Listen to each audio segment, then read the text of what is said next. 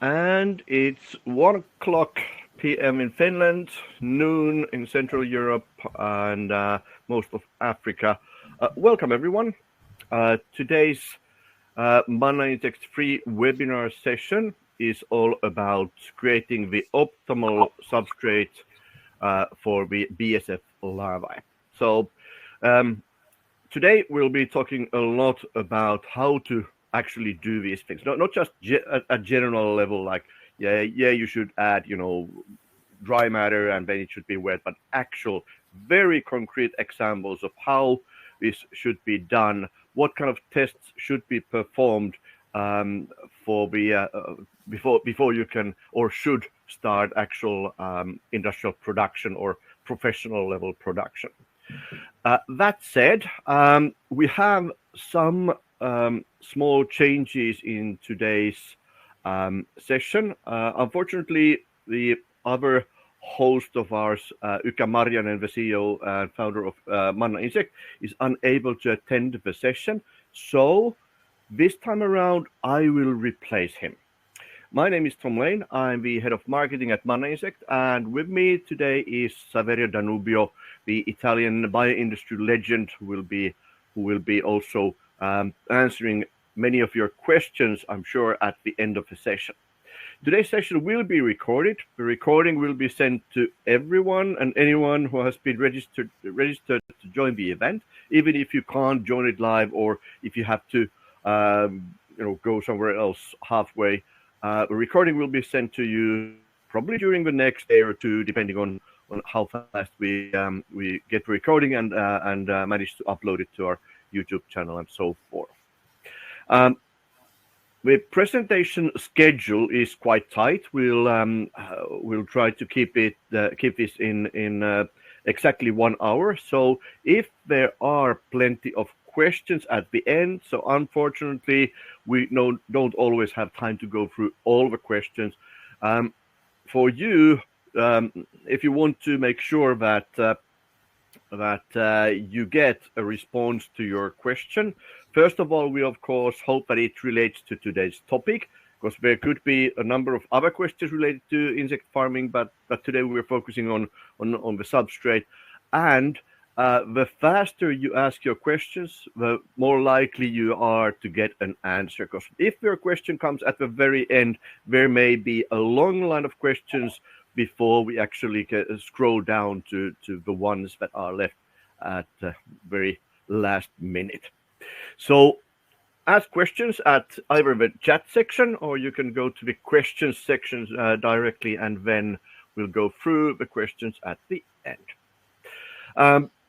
That said, we're just about to start. A couple of small reminders for today's session. First of all, what we're going to cover today, not just on a general level of optimizing the substrate, but we'll give you some of the key ingredients of what kind of substrate and what kind of recipe you should have for your larvae. How you should approach testing the different types of recipes for the larvae and the substrate in general and so forth. And then, of course, hopefully take you a little bit further in your insect farming process and to a more, let's say, professional level than perhaps what's been done before. And for that, I'd like to introduce you Saverio Danubio. Saverio is part of Manna Insect team. He's coming from Italy, and I guess I'll let Saverio take over. Saverio. Thanks, Tom, for the introduction. Hello, everybody. I'm Saverio Danubio, industrial biotechnologist and sustainable solutions developer. Usually, I co-present these webinars with Ykkä Marjanen, the CEO and founder of Manna Insects. But today, there were some unexpected last-minute commitments, and Tom is joining me in this very interesting webinar that I hope will raise many questions and a lot of interest. So what do we mean by recipe? Recipe is the core of our insect farming business. A recipe can be also seen in a more large way. It's not only a definition of the substrate, so the organic matter that you use that can be from one source or multiple sources that can incorporate different kind of nutrients, but it's something a little bit more vast that then it makes exactly sense to then adopt a specific strategy rather than another, but we will see that later. So we need to know exactly, according to our substrate recipe, the quantity of feed, the quantity of larvae that we want to use, and of course then everybody can assume that is using that number of larvae rather than that quantity of eggs and so on. The recipe can affect the processing method and also the pre-processing. Like you have that kind of substrate, then you have also to take into account that you need certain kind of machinery for maybe the crushing, the mixing in the upstream part.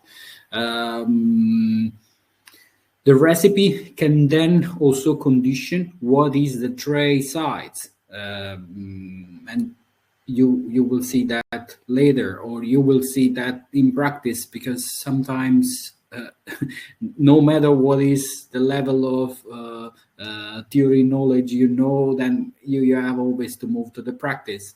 And what is also the optimal environmental condition and profile. Working with the black sooty fly, you will see that actually the substrate likes to change through the days, and you have to keep that in mind.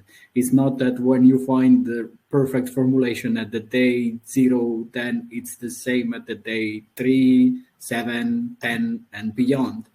So how long you should keep your rearing cycle, this depends also by your substrate recipe, and what is the weight you have to expect from the larvae, and what is the expected food conversion ratio that when you scale up at a certain level, it becomes very important, because then you are dealing with big quantities of substrate and you expect high productions of larvae and associated products. So we like this slide a lot. This is all it happens in a black sooty fly farm can be in this picture, just at the minimum level. So again, we have a tray, and this is one of the most used trays. So we keep always this 600 by 400 tray, because we don't want to advertise brands, but it's quite common. So this is the dimension, and we know exactly what the larvae more or less can do in a specific conditions. Now you see listed all the parameters that we see are the average, the good one. But then what are you doing? What is your substrate? And you have to try to match with this value. But first of all, if you work with these trays, this is the quantity that on average you might have. And this is the quantity of juvenile larvae, 5 days old larvae or 7 days old larvae that you might use.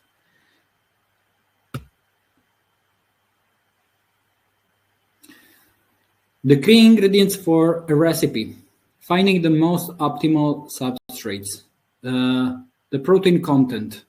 Well, the more protein you have, the bigger will be your larvae, but you always have to keep in mind that you are creating proteins with the black sooty fly. So you might have a minimum protein content in order to allow your larvae to grow well, but then you create proteins. Like you don't have to provide something like 50-60% protein content to your larvae, otherwise it wouldn't make sense. It's just that amount that together with the other nutrients it looks like the right one. Carbohydrates. More carbs mean bigger larvae, and studies say that it's also associated to a higher fat production and incorporation in the larvae. Dry matter content. Substrate has to be 70-80% moisture content to be most optimal for larvae. Dry substrates, on the other side, slow or even prevents the eating. And it depends by the level of dryness, even the survival of the larvae. Texture. Larvae require small particles to swallow. I mean, this is something that you have to keep in mind when you create your perfect recipe according to the substrate that you think are the best for you. So you have to reduce the substrate in a size, in a small particle that can be absorbed, can be ingested by the larvae, and avoid too small particles, as larvae need to some structure to survive in the food. Yes, absolutely.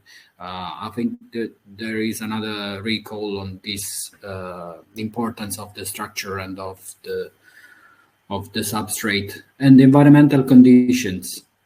These larvae are very robust and they can thrive in a very large range of conditions, but then you have to guarantee them those suboptimal, and it might seem easy, but it's not always possible, not all year around, or not even during the same day, and then you have to kind of balance with that and keep that in mind.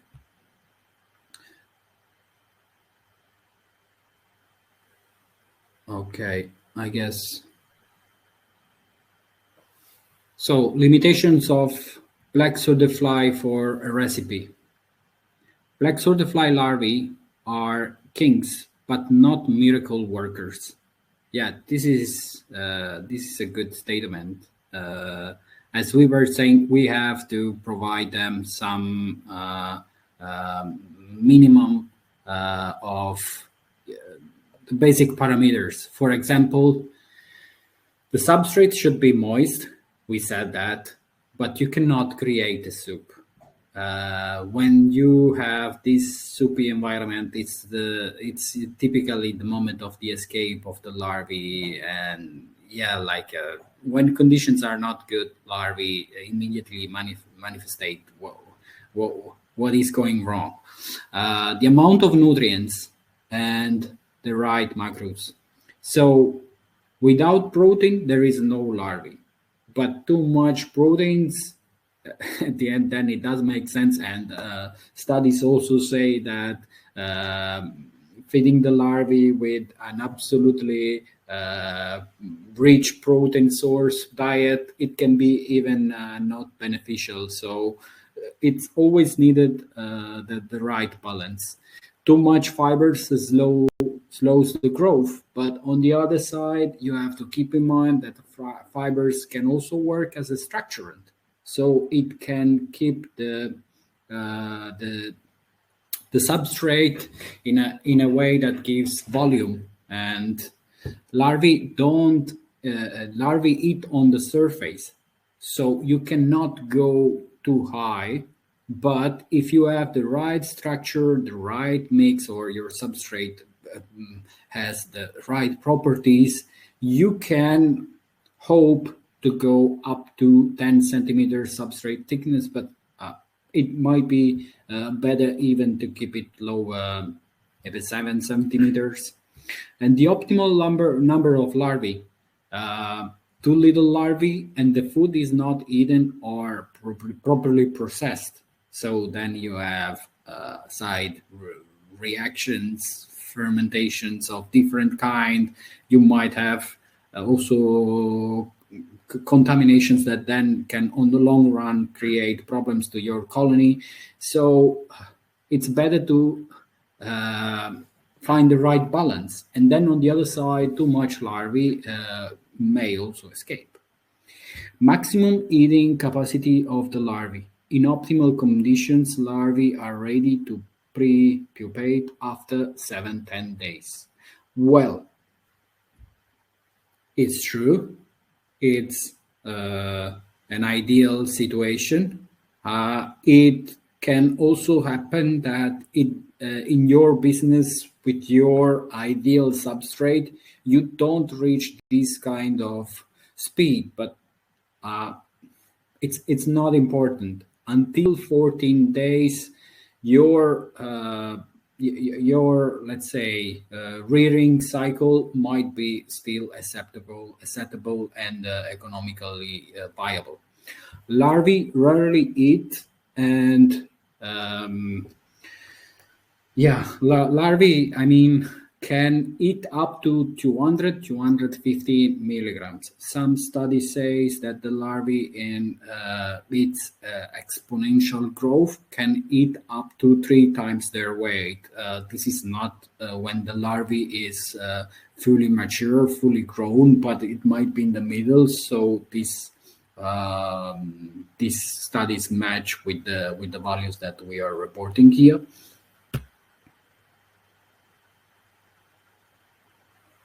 Okay. Tom, do you want to add also your considerations to the slides? Yes, there were some things earlier on. I mean, like the 7 to 10 day. That's really that would be really like an optimal process. I mean, we've seen lots of cases when it's 10 to 14 days, and that's still good. But it does depend on, of course, on the substrate. It does depend on the environment. I mean, if it's climate optimized, then yes. But if you do it outdoors, never. I mean, these 7 to 10 days is especially the 7-day. I mean, it's hardly ever optimal, but 10 days absolutely achievable. If it goes over 14 days, then there's probably something wrong with your process. So it means that it may be too cold, it may be too moist, there's something wrong with the substrate and so forth. So yes, when we present these numbers, these are based on some of our studies as well as global research on the topic, but these are sort of best practices. It may vary, but in order for you to get to that 7 to 10 days, that's exactly why we're talking about this topic today. I mean, to optimize the substrate. I mean, there's so many cases around the world where people get good results, but they could do so much better if a recipe was made better, if it was properly tested. Unfortunately, that's not always possible because, of course, you don't have access to all those optimal ingredients. So then you have to settle with something less.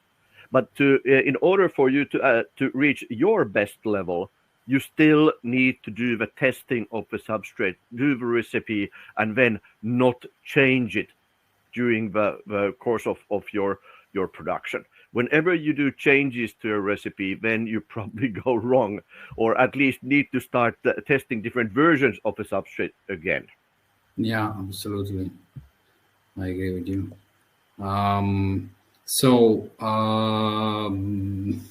This is just a recall of on this slide. It's just a recall of what we have been already saying, like eliminate unrealistic substrate and cases before testing, like lethal nutrition, pathogenic, poisonous, and start lethal. I think this is the recommendation that we give, and I think also in the next slides we will remark it. Start always lethal at the beginning, and if you have that trace, we all know what you can load more or less on that. So start with a little quantity of substrate, start maybe with more larvae, and then you increase the substrate, and then you decrease the larvae, and you find your balance according to your substrate recipe. And we already said it's And Tom remarked that too. It's like 14 days, 2 weeks. It's still like acceptable as a rearing time. And yeah, very important is to find the right balance, because we want larvae that are well fed, we want consumed substrate, and especially we want a recipe and a balance between the substrate and the larvae and the conditions, because the conditions always matter. It doesn't matter if you find your perfect recipe and then you set your insect farm in a place where conditions are really challenging, then you cannot find exactly your way, your ideal result.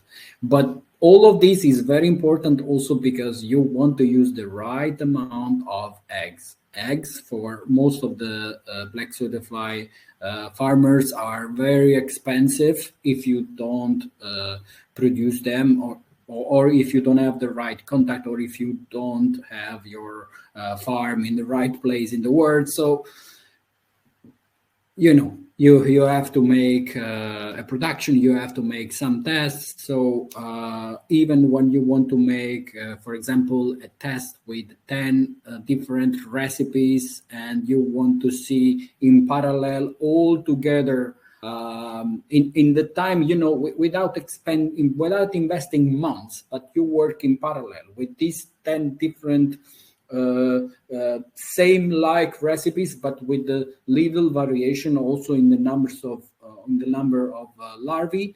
And in this way, like, you can in few weeks have the possibility to test 10 different recipes, to work with 10 trays. 10 trays give you already an idea. You can create an average between sometimes even the upper or the lower trays might give you a slightly different result. But when you have 10 of them, you create 2 piles of 5 or 1 of 10. It depends also of your space and always of the environment. But then you can monitor, you can actually see what is going on with this recipe in these 10 trays. And at the end of the 2 weeks, at the end of the month, as you want to organize your test, you have the recipe confirmed, the final recipe or the top recipes that you want to use. And then you have just been using 100 trays, which you might have them even if you are at the beginning, and something like 700 kg of substrate and eggs. I don't know. It depends of how good you are in the hatching in the nursery area, but 50, 60 grams of eggs, and you might be able to do it. So this is the way to go. This is the way we suggest you. And I think this is really important slide in the sense that and topic in the sense that many times we see insect farmers starting a production with one substrate. And then they see that after 2 weeks, they see that, oh, this didn't, work properly. The larvae were really muddy and it was wet and they didn't eat all or something like that. There's a number of issues, but when you start testing your substrate recipe, it's really important that you test and do the tests simultaneously. Because especially in those cases when you do it outdoors, where the local climate and weather conditions may change, if you do one batch at a time, let's say that this first 2 weeks of October you would be testing one substrate, and then it doesn't work out as well as you wish. So at the end of October you run another test, and then in November the weather conditions change. It's not the same. You cannot compare results as clearly and as directly as you could if you did the testing at the same time. And of course, if you use a climatization solution like Manna's climatized containers, then it gets a little bit easier because the climate is then always the change. Always the same. It doesn't change. But if you do, let's say that, for example, in the previous slide, there was 0.4 grams of eggs and then 5 kilos of bio waste. it could even be the same kind of bio-waste. Let's say that you would be using potato or chicken manure or something, and then you add more something more moist, perhaps even water to it, to get it to the kind of level that is easy for the larvae to consume, or the other way around, that you actually need to take moisture out. You need to dry it a little bit. Let's say for example, if we're talking about fish guts or something like that, and then when you do the test, you take 10 different substrate sort of recipes or combinations at the same time to your rearing facility, and then in 14 days you have a result of 10 different recipes. Then of course there may be something that you couldn't predict. Something happened with a substrate, or perhaps something happened with the environment, weather conditions, or something else.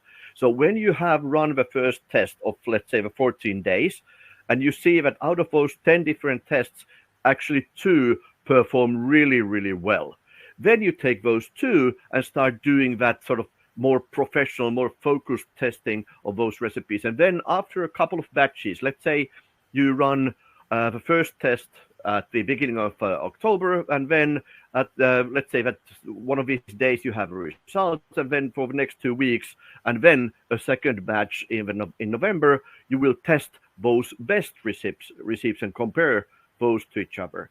And then eventually you will choose one recipe to go and use that, for the time being, until something happens with your biowaste stream or something else that you need to start all over again. But once you have a recipe ready, you can't change it. Whenever you make changes, if you start, I'll just put a little bit more and a little bit less, then it starts to go really wrong. Because once you have found a great recipe, don't let it go. Yeah. Stick with it. To the micro level, you have to be very, very cautious not to change the substrate, because then again, unexpected things will happen. Yeah, absolutely. I mean, nothing to add. I might just say that, for example, everybody's tempted to provide more protein, for example, from fish guts and whatever, but then no one can expect that increasing a little bit more this kind of elements, then it might make your substrate in a couple of days after the larvae consume that very oily, greasy, smelly, and it's like, what is that? My substrate was so well performing with that slightly different percentage, and now it seems completely different. My larvae are escaping. I am attracting even other, how should I say, predators. So remain with your optimal recipe when you find it, or just create your corner when eventually you feel like inspired to still optimize, upgrade your recipe if you find a new substrate that it's worth to give it a try. Yeah. Just 2 short things I'd like to add. One is that once you have found the perfect recipe that you then start multiplying and doing the sort of continuous production, that is the basis of your business calculations. Before that, everything is guessing. I mean, we hope to get to a certain level of bio-waste being upcycled, or a certain amount of larvae, and the frass could be sold for X amount of money. But only when you have your recipe ready and can be sure that the results are always at the same level, only then you can finalize your business calculations and see if this is or which would be the best business case. I mean, does the money come from upcycling waste, or selling the larvae, or post-processing it one way or the other for, let's say, pet food industry, or fixing meals, or selling it to pet lizards in 1 kilo bags, or perhaps the frass would be the business case. You don't really know for sure until you have a recipe ready. Everything before that is best guesses. And the other thing is that once you have your recipe ready, it also starts helping you to lower your workload. then it's all about just waiting. You don't have to go checking the larva every day, and if you use a climatized container, you can't do it. You should never go there during the process unless something alerts you to go there. But you can't touch it. I mean, we don't even allow you to touch the production during the growth process if you fix the recipe in a right way. If it's if it's working properly, then you can't work much on it. Then it helps you do something else, and leaves you more free time, or a second job, or perhaps your main job would be something else, and then your hobby or secondary job would be producing insect protein. Yeah, we didn't add the our like evergreen slide, the one with one crate and then hundreds and then thousands and then 1 million crates. But yeah, for those who want to upscale, even at an intermediate level, you have to optimize. You cannot repeat. You have to leave this hobbystic, truly love for the larvae and monitor them every 5 minutes, because I guarantee you, when you have thousands of crates, it becomes a bit different. But let's continue and talk about the metrics of the successful recipe. So this is, I guess, a recap. Now is becoming a recap of what we have already mentioned until now, like rearing period less than 10 days.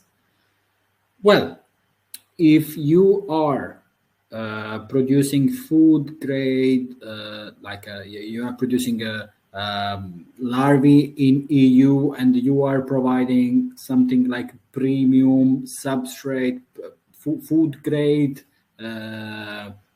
matter, yes, it's possible in most of the cases. If you can reach this 10 days also with bio waste, so-called bio waste, yeah, then you are in a very important position where you can have 3 cycles a month rather than 2 cycles a month. But most likely, if your rearing process lasts between the 2 weeks, it's not bad at all.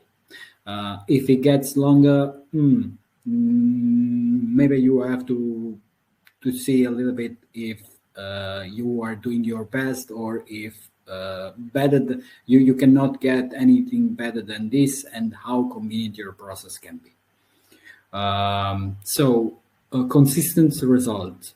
So I mean, I cannot imagine all the ways people are rearing larvae all around the world. I mean, every young entrepreneur might have this kind of genius idea and rear them in the way he or she thinks it's the best one. But if you want to make it your business, you should be in a constant, consistent production situation where the variation is almost negligible. When you have your production that goes up and down, it's good when it goes up, but you never know if it's going down this time and then it's going down the next time, and then you cannot even maintain your colony after 5-6 rounds, as 5-6 rearing cycles. So try to understand if you really can guarantee your process to be constant and consistent. The larvae weight, it's good if you can have big and heavy larvae full of protein, full of fat in the percentage you prefer, because you have to farm chicken, you have to feed chickens after all, or you need larvae with specific nutrient contents, because you're going to use them as a feed for other livestock. But if you can reach larvae above 150 milligrams, is already good. You don't need to be extraordinary. You don't need to be excellent. Your business is not a failure if you don't get the best numbers that on the market you might read, you might hear about. Look at your business. Nobody knows exactly how your business is structured. So it's not a mistake. It's not a failure if you stop your rearing process when your larvae are not 200 milligrams. Frass, fine, grained, and it doesn't smell. Yeah, if you prepare the right recipe and you work with the right amount of larvae in the best conditions, you might have at the end the so-called frass, but it's an organic matter residue that has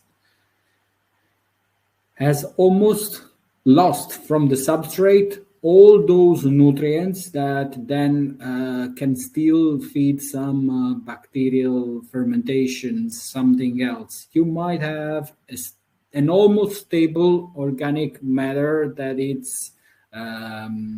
smells like coffee almost, and it's thin. At least this is what you get when you recover the trays from the container.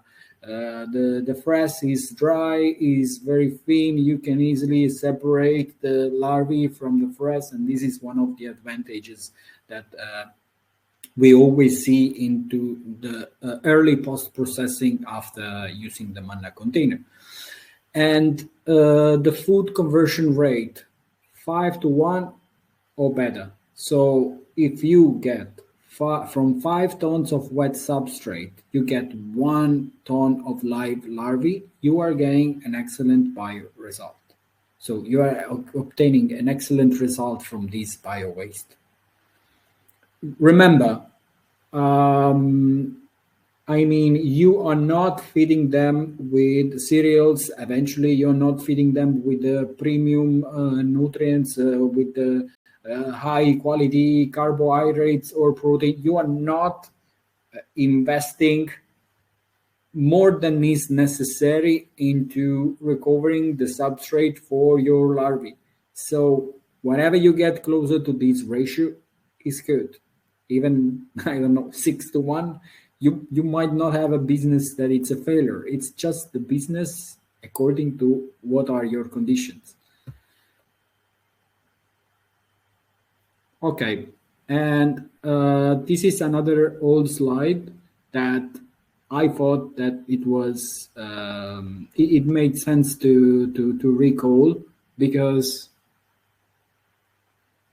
what is your business case? What are you actually doing? Because if you, for example, are producing premium, high quality, high standard larvae, protein feed, protein meal, whatever you want, and then frass, eventually you are forced to buy premium substrate and to pay a lot for it, and to pay also for the pre-processing, and most likely also for the post-processing.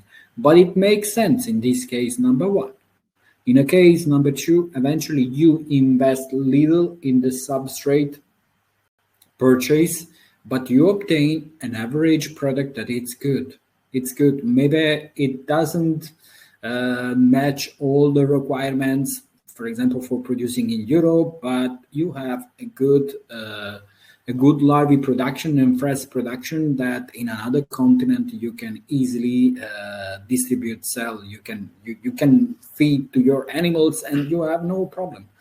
And then there is a case number three, where your business generates a revenue upstream, generates a revenue when recovers a substrate that has a certain level of pathogen, a certain level of contamination, a certain level of excess in that area, and it needs to be immediately reduced, immediately convert, immediately carried to a level where it is less dangerous, I would say. So in this way, you are in a situation where you get paid before your larvae rearing, and what you get after, sometimes it's a product that you can still use in the same channels that we mentioned before. but not always. There are also some situations where you eventually cannot use those larvae for any kind of feeding. So then you have to become a little bit more original and go, for example, moving to an insect biorefinery concept where you can recover the fat and you can convert them in biodiesel, or you can work in a consortium that is aiming this kind of activity. And also with other biomolecules, you can obtain valuable products that are not in the food and in the feed industry. The same might be for the frass. There are so many applications of the frass that can further bioremediate the frass that maybe it's too polluted. Yeah, and for the business case number 3, I think it's important to understand that it's also depending on the region, because legislation may have something to say how you're able to upcycle and what kind of waste you're able to upcycle and then feed it to larvae and what you can do with the larvae afterwards. Because in the EU, for example, there are quite strict restrictions on if you use chicken or cow manure and feed it to the larvae, you can't really do anything with the larvae afterwards. I mean, you can't sell them for animal feed or any kind of post processing, basically. So all the money or most of the money needs to come from actually getting paid to get rid of somebody else's bio waste, and then and with certain limitations, you can then sell the frass. But on the other hand, in Africa or parts of Asia, and again some country level differences as well, you get the manure for free, and you can still feed it to the larvae and use the larvae to feed other animals. So there are quite a lot of legislative differences which you need to take into account. Just looking at our attendees today, I mean, people are saying they come from Algeria or Vietnam or Myanmar and so forth. People come from all over the world to these webinars, and I think it's important to understand that we don't necessarily know all your regional legislative processes and laws that relate to using manure or using the insect protein, for example, for human food. So you need to take that into account. But there may be brilliant business cases where you can combine the different sort of options here. From getting paid to get rid of bio waste and then getting good money out of both frass and the larvae. That would be optimal. Sure, and we will be very curious and enthusiastic to discover all the business possibilities that our attendees are deploying around the world. The Manna Insect Way. Tom. Yeah, I think this is, for me, this is probably today's most interesting slide because there's so many things going on, and we're really eager to tell you a little bit more about how we do things and what's going to happen in the future. What we're trying to solve is that we've seen 4 kinds of sort of problems that insect farmers have, or people that are interested in getting into insect farming. One is the using of insects, how to use the insects and how to use them optimally. And we're trying to create different kinds of solutions for that. One being, of course, the climatization solution and the Manna mind that may control the process.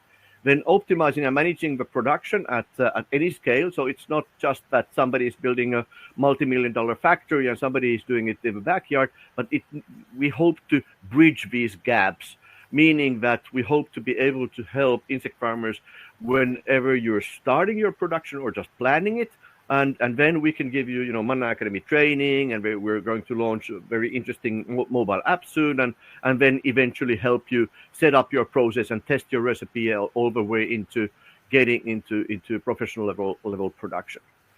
And the third sort of issue that we're hoping to solve is the continuous learning and improvement. I mean, we're sharing lots of free webinars. In the future, we will be having paid online courses as well. These haven't been published and available yet, but these are being planned. We give you on-site training in our reference farm, and then of course we can give you consultancy, and all these will lead you into getting more professional level of insect farming and with that, hopefully much better income from insect farming as well. And the fourth issue being the connecting of buyers and sellers, because there is no uh, global marketplace for insect protein or related products. I mean, there could be. Basically, it is extremely difficult to solve in one instance, but that's definitely something that we're working on. Hopefully, in the near future, can tell you a little bit more about how we're able to help you getting the buyers and sellers to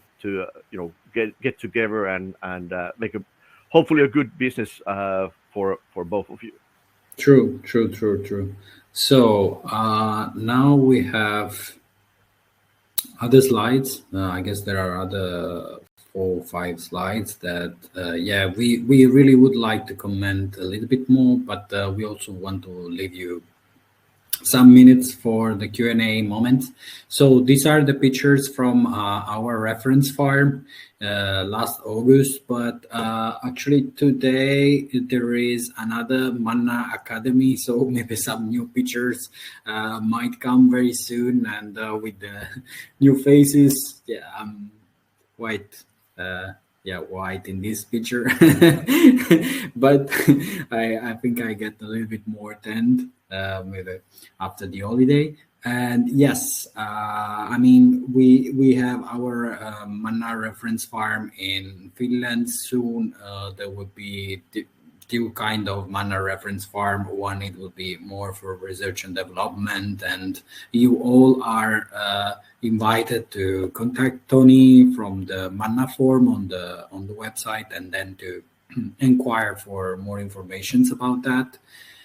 And this is a very simple but very well done representation of what a Manna container could include. It can help in the pure rearing of the black soda fly larvae, counting hundreds of containers, how many containers we can include beyond 400, how many crates we can load in the container.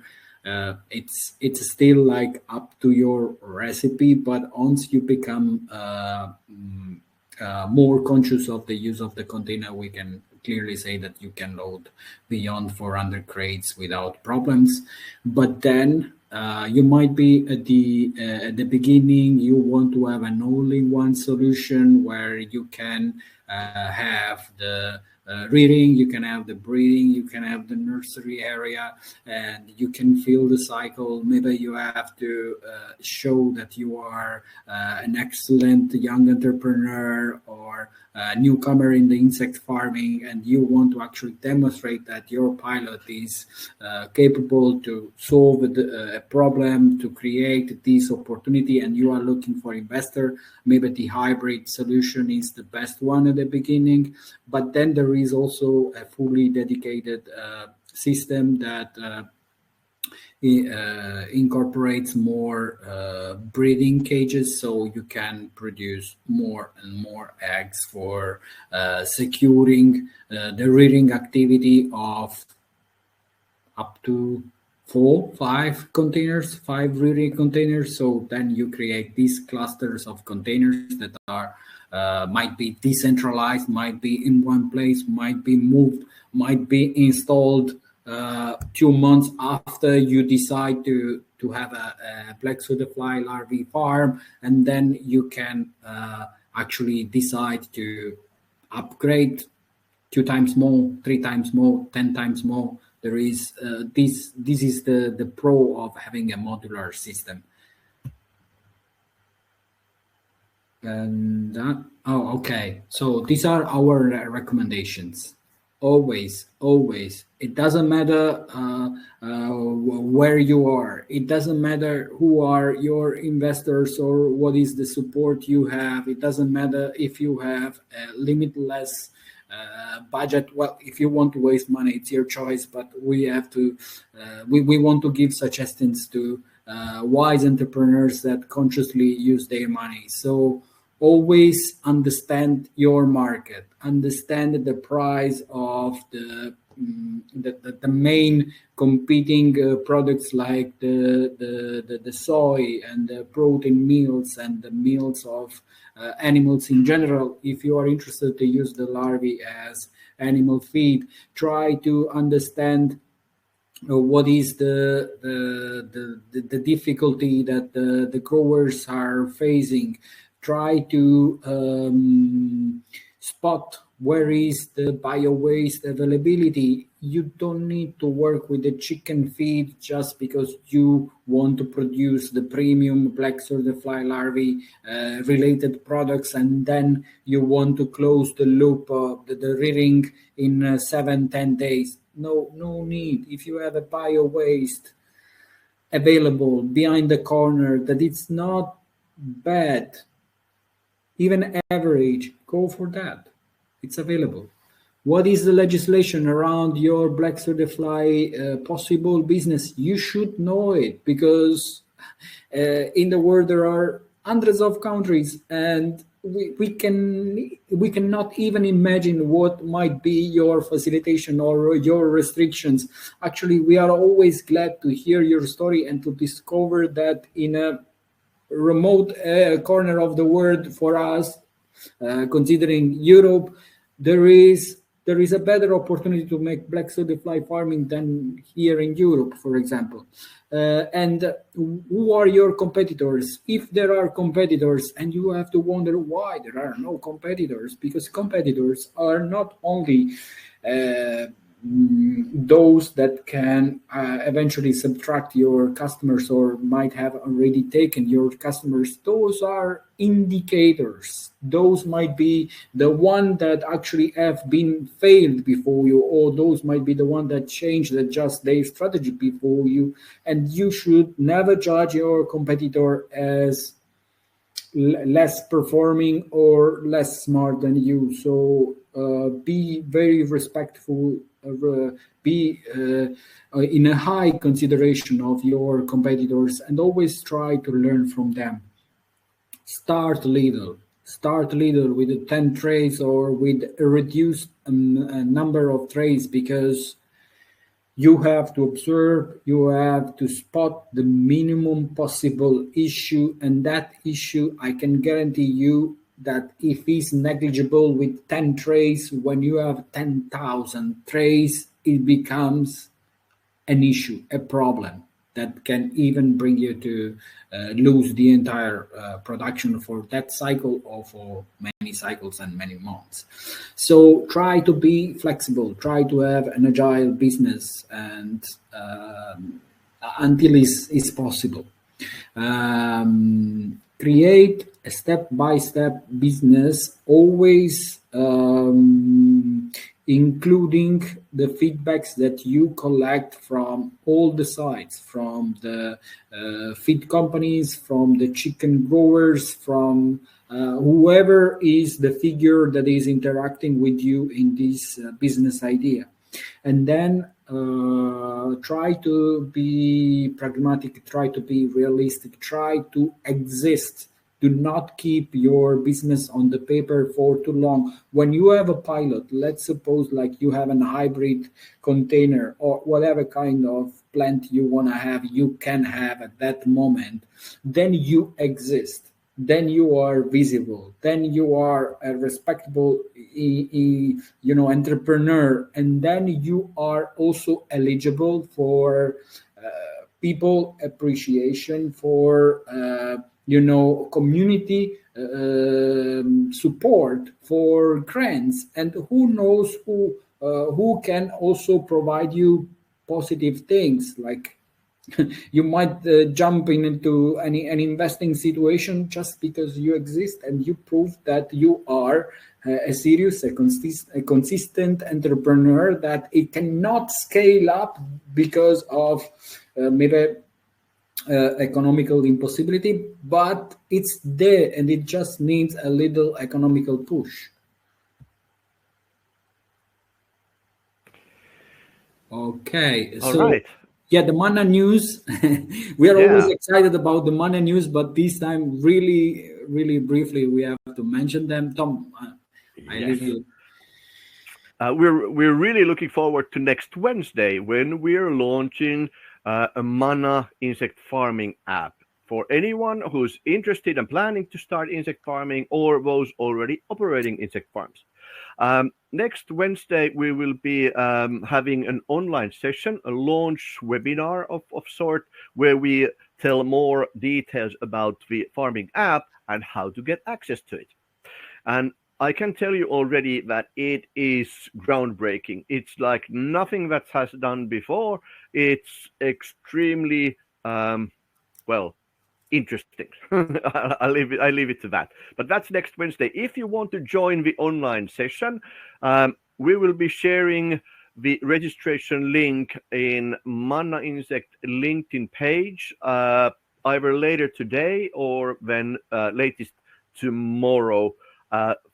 Be sure to follow the Manna Insect Company page on LinkedIn, because that's the place where we share lots of information about upcoming webinars and tips, and there's FAQ series where we answer the most frequently asked questions and so forth. That's the place to go. If you don't use LinkedIn, then you can subscribe to our newsletter on our company website, mannainsect.com, or follow us on Instagram. We do occasionally post something on Facebook as well, but we don't do much stuff there. And then in the YouTube, we also have a channel, and there will be lots and lots of videos later on related especially to our upcoming new reference farm.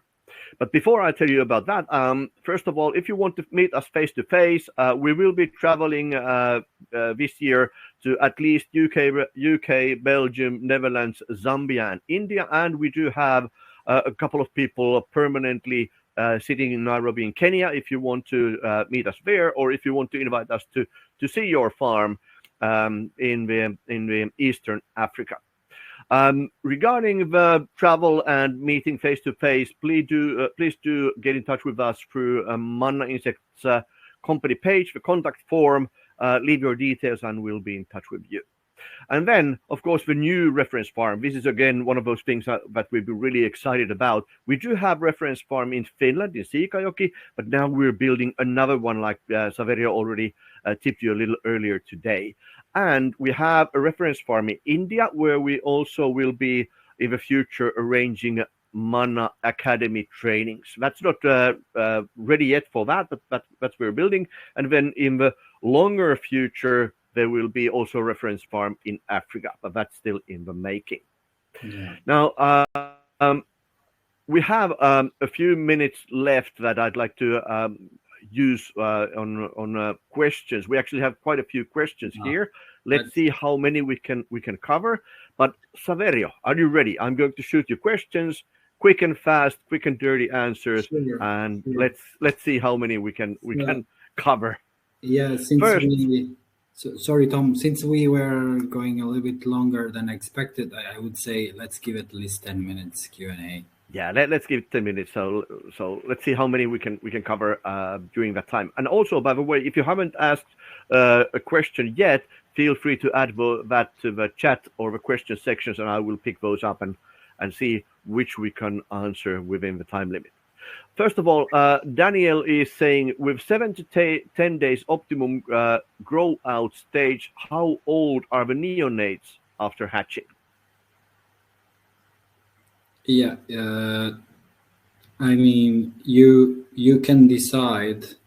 Like it's a common practice to have these neonates reared in a chicken feed, a very nutritional feed composition, that it might ensure that all the baby larvae, the just born larvae, are well reared, and then you move them in a substrate that requires more robust larvae. So it's your choice. We suggest to consider 5 days old larvae or 7 days old larvae to move into a substrate that it can be called poor substrate, or it's the commercial substrate, the the cheaper and more available substrate that actually makes your business valuable to make sense. So it's yeah, if you use bio waste, it's always between 10 and 14 days if you created a good recipe. If you go below 10 days, you might be very lucky, or you are using a premium substrate source. I hope I answered your questions completely. Yeah, yeah. Usually we suggest 5 to 7 day olds, and which is really the common rule in the industry at the moment. Another question from Long Farm. Long is asking, thank you for your interesting webinar. Can I use the substrate containing up to 3% salt? Is there any adverse effect on the larva performance? So what do you think? Salt, Oh, good or bad? I'd say bad for me, but what about larvae? This might be something coming from seaweed or maybe kelp, or I don't know. Well, you have to absolutely monitor the salt, not only because it can affect the larvae, and in this case, I would definitely suggest you to put the larvae in contact with this rearing substrate the later possible, so even 7 days old, when they are harder to kill. And another suggestion comes from the after rearing.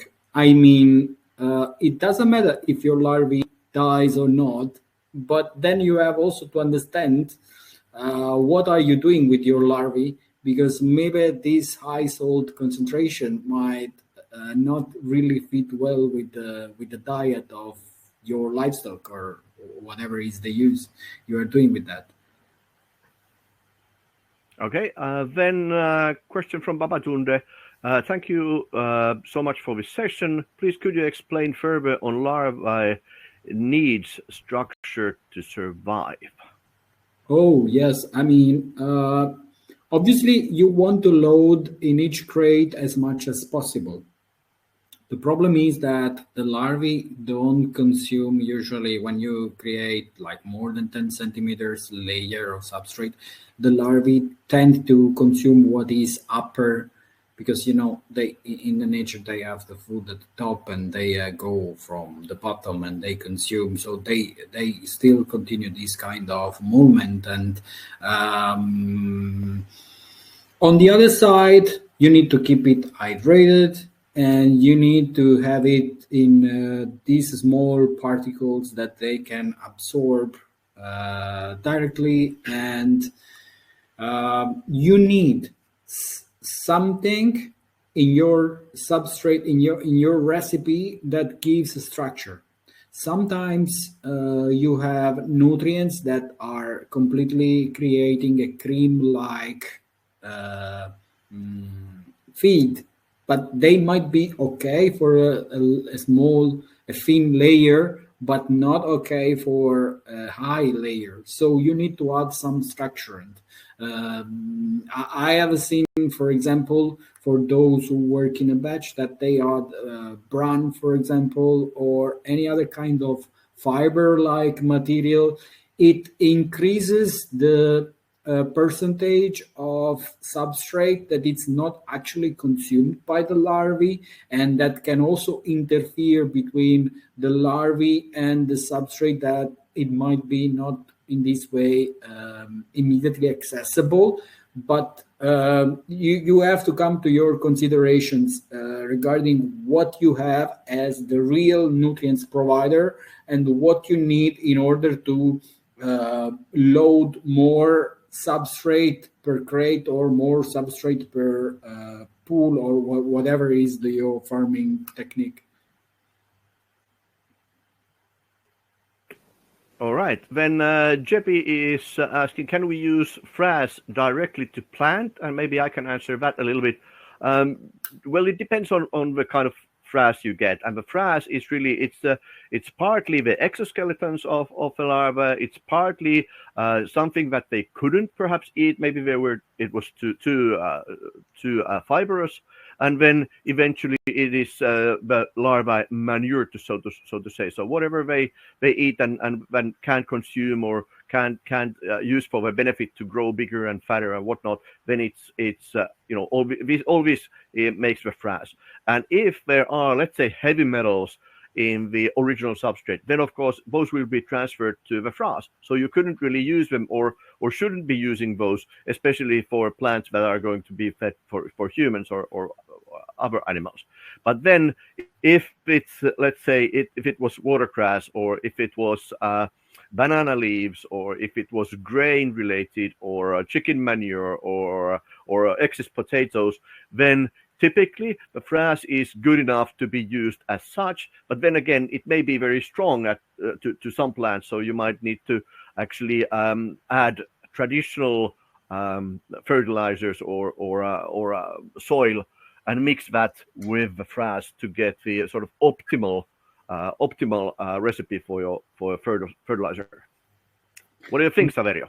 Yeah. I mean, we have seen people really surprised when we showed like this is our frass, and because like in our case it's very thin, is usually dry soon after we collect it, and it's, you remember what I was saying before, like it's a matter that has given most of the nutrients, so it's not yet a compost. Even though you can, if you want to obtain an even better product, you can still compost it. It's not yet a compost, but in working in optimal conditions, your substrate becomes an organic matter residue that it is suboptimal. It can be a fertilizer that has nitrogen, phosphor, and potassium. Of course, not at the level of when you buy inorganic fertilizer or synthetic fertilizer, but it has still a good amount. Now, the point is, how good is the frass that you are using? I mean, how good is the process behind the frass that you are going to use? And what is the kind of crop cultivation that you are focusing on? So when it comes to professional agricultural activity, I always suggest to also talk to an agronomist or somebody, or simply make the test as you did the test for the perfect black through the fly substrate recipe. Make also some test in a corner of your production side where you can actually risk to burn some plants and to find the right balance if the literature cannot support you with that. Okay, then David, I think David was from Myanmar. David is asking, do you have a template for business plans plan that you can share? Unfortunately, we don't have a business plan template as such for insect farming businesses, but what we do have is a free business calculator. So you can go to Manna's website and use the calculator where you can add all the inputs of your workforce, or if you have to pay for the biowaste and all whatnot, and then also the outcomes. I mean, how much money are you likely to make with a typical rearing cycle in a Manna container? But that's available. But then Mustafa is asking, how do you think, or what do you think about the combination of chicken manure and chicken slaughterhouse waste? Would these make a good substrate, Saverio? Oh, it will be very rich for sure. I didn't try this combination. I mean, it does sound quite good, doesn't it?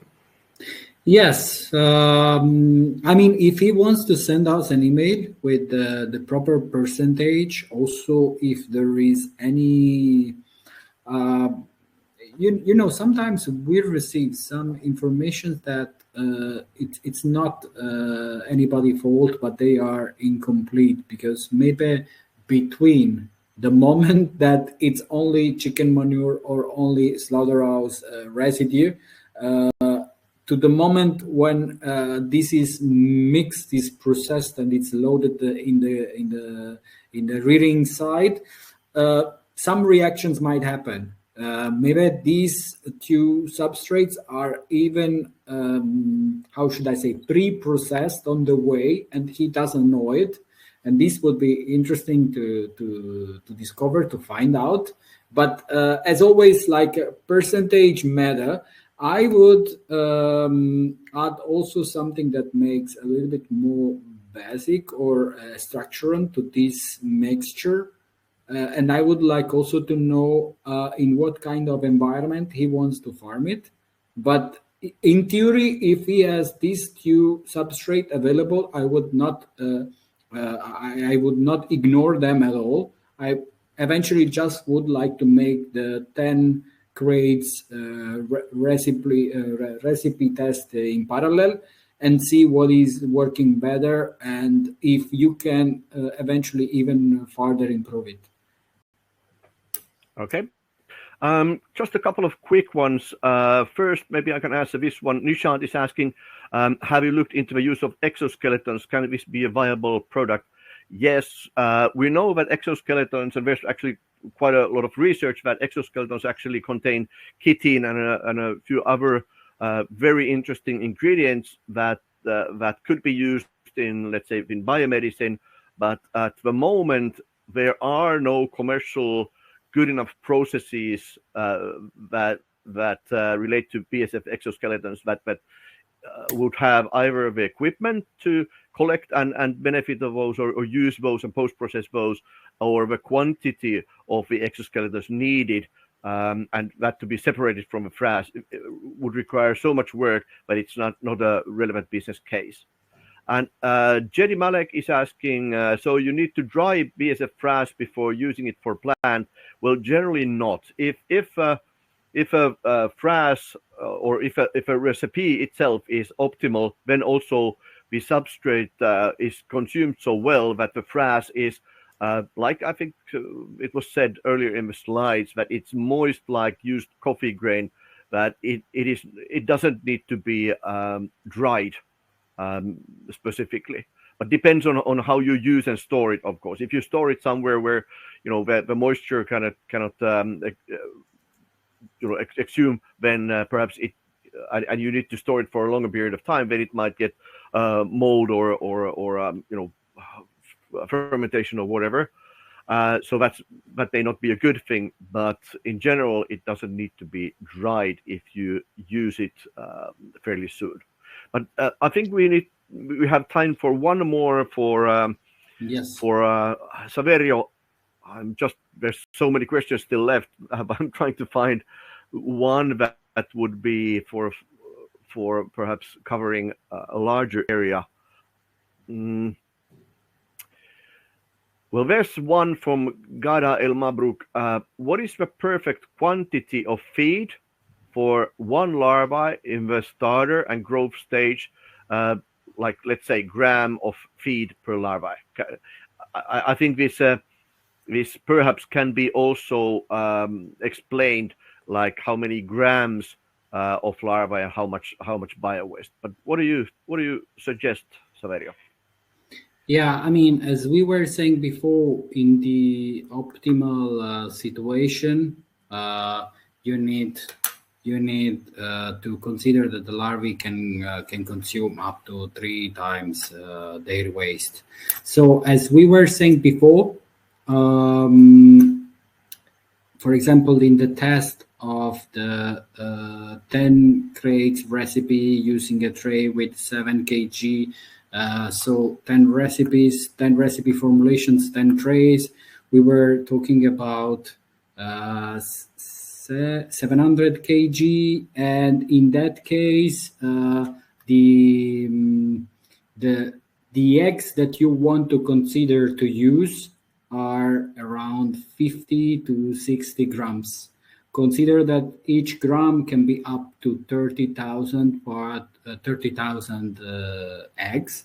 So we want to consider a non-perfect hatching. So we don't consider the 100%, but we want to I don't know, make an hypothesis that we obtain like 25,000 larvae each gram. So you can easily multiply these 60 grams by 25,000 and get your number of larvae for 700 kg. Okay, and I think we've gone just about 50 minutes over time, so I think it's time to wrap up. Thank you for joining. The recording will be sent to each and everyone who has been registered to the webinar. Please do check out Manna website for our November and December webinars as well. We have very interesting topics. And then, of course, the next week's Manna Insect Farming app launch. In November 21st, the topic will be calculating the profitability of a BSF operation. And then in December 18th, what needs to be done and in what order BSF business from hype to reality. So how to build a real actual business, not just something that's spending investors' money, but actually making money as well. Unfortunately, we couldn't cover all the questions. There were so many in this session. But as some of you might already know, we have collected some of the most frequently asked questions from our spring webinars to Manna's website, to the blog part of it. And we will do the same thing later this year. So combining all the questions and most commonly asked questions into an actual FAQ set to Manna website. And we do actually have an FAQ, so frequently asked questions series going on Instagram and LinkedIn. So do check those out as well. Some of you may get your answer there. That said, thank you, Saverio. Next time, I hope we can get Uke on board again. Unfortunately, he couldn't make it today. But Saverio did a brilliant job again presenting the case. Thank you so much. Thanks for joining and have a good day. It was my pleasure. Bye. Bye, everybody.